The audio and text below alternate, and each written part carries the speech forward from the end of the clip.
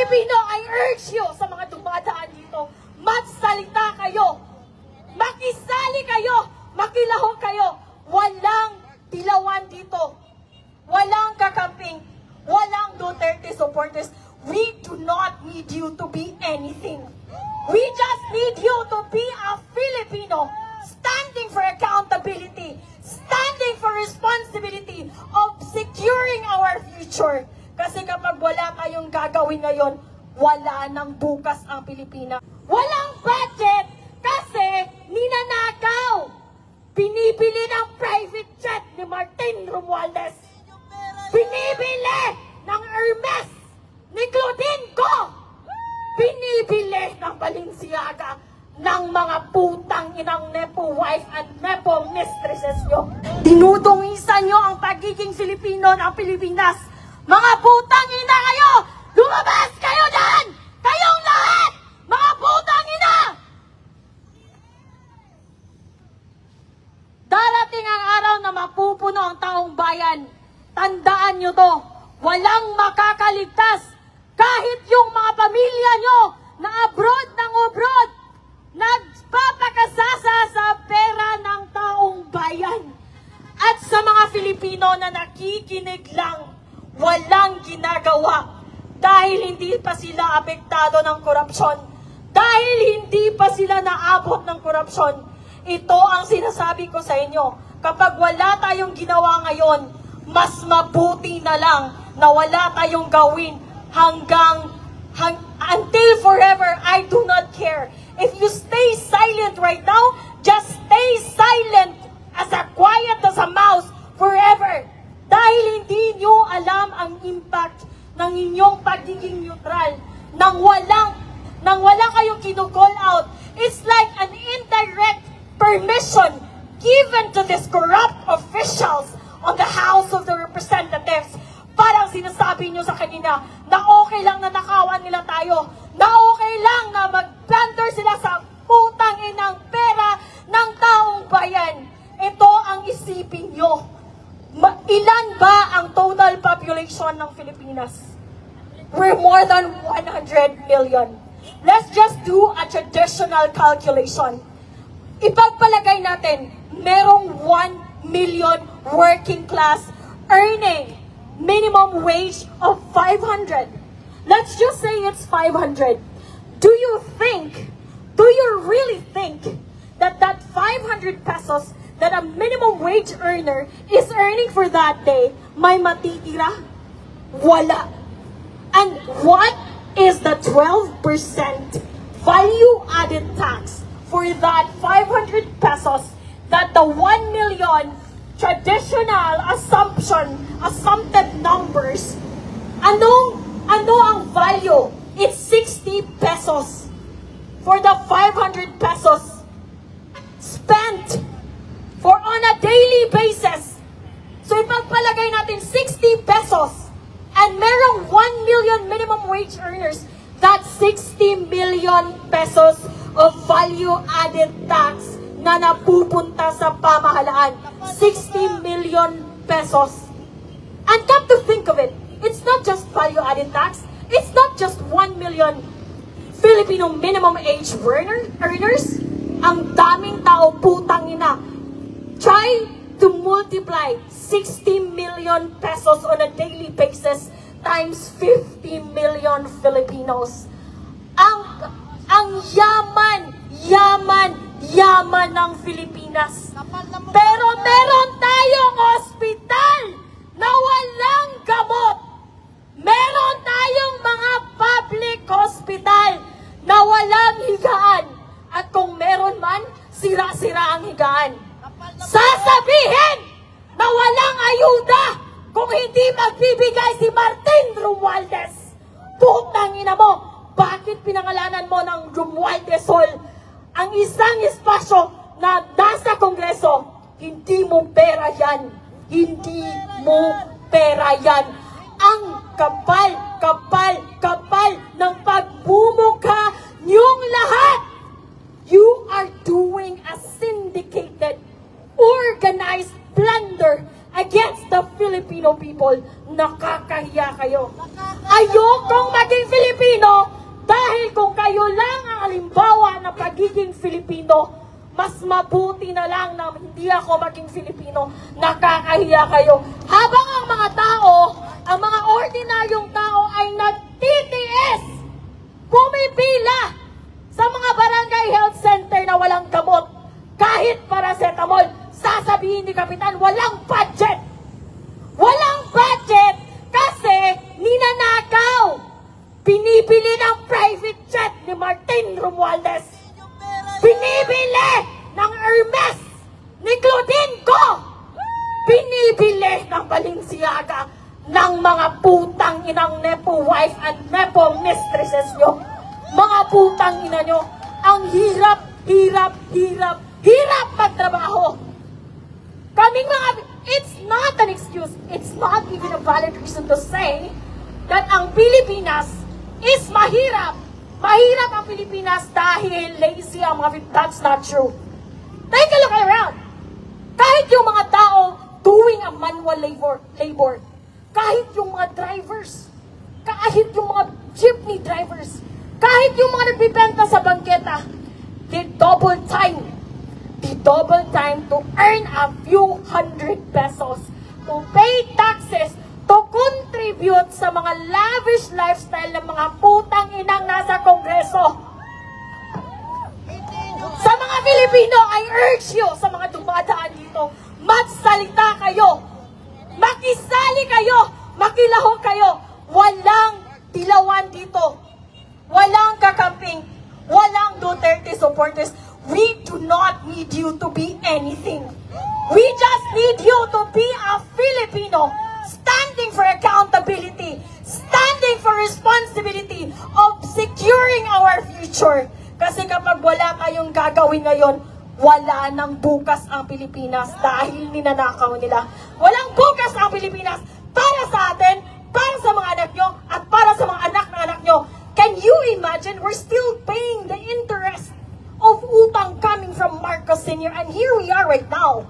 We're gonna pay again for the fucking debt of the Philippines because of their fucking plunderers in the House of the Representatives, in the Senate, and on the executive branch, Mr. Marcos. Ang kapal-kapal na mukha nyo, ang daming Filipino. Sasabihin ng mga nepo babies nyo na wala kami ambag sa taxes. We are taxed heavily.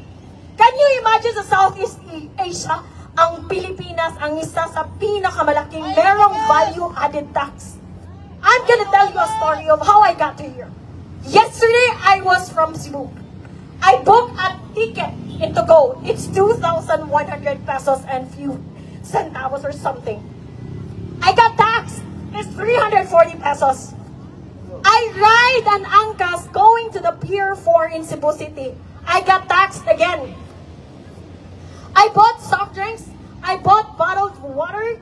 I bought Wi-Fi subscriptions sa barko. I got taxed again. Putang inang value-added tax. Ang dami. Just try to imagine if a single Filipino is paying at least 200 pesos of value-added tax on a daily basis. 200. Multiply it by 100 million. Ang yaman ng Pilipinas. Pero wala tayong pera! Dahil magkakapal ang mukha nyo dyan sa Kongreso. Lumabas kayo! Mga putang ina nyo! Mga magkakapal ang mukha! I do not understand. I cannot wrap my head around the fact paano nyo naiisip, paano nyo hindi naiisip kung gaano kayo ka-immoral, kung gaano kayo ka-demonyo. Nagpapakasasa kayo sa perang hindi inyo. Tumakbo kayo para maglingkod. Just reminding you, sir and ma'am, tumakbo kayo para maglingkod, hindi para magpaglingkuran. And don't start with us honoring, telling you, addressing you as honorable. Kasi between you and the taong bayan, you are the least. You are the least organization with honors. With honors, you don't have any, zero. You don't have in any honors. Wala kayong mga moral, wala kayong mga immoral kayo, mga makakapal. I I am so frustrated. I am so angry beyond angry. Nakakaputang ina kayong lahat dyan sa House of Representatives. Mga mamatay na sana kayong lahat. Tamaan kayo ng kidlat. Super ang pangbababoy at panggago nyo sa mga Filipino. You're treating us like an idiot. Like we don't have access to information. You're treating us as someone as imbecile. Tama na yung sumugod na yan! At sunugin ang mga kaluluwa nyo! Dahil nabilong kayo sa impyerno, mga putang ina nyo! Tingnan nyo! Eto, mga drivers, mga minimum wage earners, sila ang nagpapakain sa'yo. Nagpapakain, kami ang nagpa-fund ng lifestyle nyo. Mga putang ina, ano ginagawa nyo dyan sa Senate? Ano ginagawa nyo dyan sa Congress? Are you just doing login and log out and that's it? No! We demand that you work. You work diligently, you work morally, and you work hard for the Filipino people, for you to earn our trust, because you don't deserve our trust and respect. I don't think so it's gonna happen anytime today. Mga makakapal ang mukha nyo. At sa mga kababayan nating police and armed forces of the Philippines, sir, with all due respect, I know naiipit kayo. Naiipit kayo kasi ang chief of command nyo, nakakaputang ina. But then you're bound by your service, and you're bound by your contract, and you're bound by your employment. But please, this is beyond insane. This is beyond insane, mga putang ina! This is beyond insane! Ang kakapal na mukha nyo, lumabas kayong lahat. Yung mga sasakyan nyo, hindi nyo sasakyan yan. Sasakyan namin yan. Dahil kami ang nagbabayad ng mga sasakyan nyo. Ilang sasakyan ang gusto nyo? Mga putang ina nyo. Ilang bahay sa Forbes Park ang gusto nyo? Napakahirap namin dahil ninanakaw nyo ang pera na para sa amin. We're not asking for private jets. We're not asking for Balenciaga just like your wife and mistresses. We're not asking for Chanel. We're not asking for travel abroad in Europe, in Edinburgh, in Scotland, in Italy, in Paris. We don't want that. We just want the basic services. Working hospitals with medicines and with working medical professionals. Paid by Filipino taxes. Yun lang. Bare minimum lang. Basic standard, hindi nyo maibigay? What kind of employees are you? Bumaba kayo dyan. Isarado nyo yung Kongreso! Wala na mga ampag yan sa mga Filipino. Walang ampag. Zero contribution. Pinapalamon lang namin kayo. Makakapal ang mukha nyo. Sino sasakyan yan? Pinapalamon namin kayo. Wala kayong ambag. Wala kayong ginagawa. Hindi kayo nagtatrabaho. Nagnanakaw lang kayo. Araw-araw. Yun lang. Yun lang ang ninanakaw nyo. Sino yan ang lumabas sa Kongreso? Yan ba ang aming honorable magnanakaw? Putang ina mo! Pinapalamunin ka tayo sa House of Congress. That is our hard-earned. That building, we paid for that. Those cars, we paid for that. Maybe even the air you fucking breathe, we paid for that. The very least that you can do is to provide the basic services for ordinary people. Yeah, you are so fucking incompetent that you don't know how to do that. Para kayong kaklase ko nung elementary. Andun sa klase, hindi nakikinig, bobo na nga, hindi pa nag-aaral, pumupunta lang sa paaralan para sa baon. Bakit ganyan ang mga kongreso natin? Bakit ganyan ang mga congressman natin, mga putang ina? Ito ang pakiusap ko sa mga kababayan ko. Dalawa, I have two requests from my fellow Filipinos. Una, please, let's have a fucking standard when it comes to voting. Tingnan nyo si Lito Lapid. Quiet as a mouse. Tingnan nyo si Risa Ontiveros. Diba? Ang ingay. Nakakarindi. Pero flood control projects, she's quiet as a fucking mouse. Right? Eto, viral to na video ko. Tito Soto, my God, dear, I'm here. I'm finally here, Tito Soto! I'm here! And I'm gonna say it again. What makes you qualified to become the Senate President? You don't belong there. You belong in Itbulaga. You cannot even create a simple, cohesive, concise introduction. How are you gonna enforce, amend, approve laws? Being a politician is very technical. It's being very technical. Kapag bobo ka, umalis ka na dyan. Well, anyway, sabi nga nila, intelligence is limited. Stupidity is endless. Unfortunately, meron tayong endless supply of stupidity both in the House of Congress and in the Senate and in the executive branch. Nakakaputang ina nyong lahat. Hindi nyo pag-aari ang Pilipinas.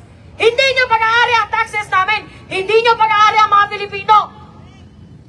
Tumigil kayo, bumaba kayo, isauli nyo ang mga perang ninakaw nyo. Matanong lang, nasaan na si Martin Romualdez? Balita ko raw. He deregistered his private jet. Is that true? Patanong sa mga tuta mo dyan sa Kongreso. Tanungin mo sila. Pakitanong sa mga tuta ni Martin Romualdez dyan sa Kongreso. Where is your fucking boss right now? Did he go stolen money? And he's not gonna come back here? Ito, tandaan mo, Martin Romualdez, we will not forget. Not even sa mga anak mo, sa mga anak ng anak mo, at sa mga anak ng anak ng anak mo. It will be an awesome reminder of the dark history of the Philippines that once upon a time, we have a lame duck sitting idiot president controlled by this evil House Speaker Martin Romualdez, aided and supported by his mini crocodiles at the House of Congress, supported by the senators na walang magawa sa buhay kundi maging achievement ang pagsisisi, paninisi sa previous administration. Wala na ba kayong achievement na iba? Yun lang? Ganon kayo ka-incompetent? That even a simple person, ordinary person, can see through all your evil intentions, can see through all your stupidity, the maneuvers, the cover-ups. We see through it all. Hindi kami bobo.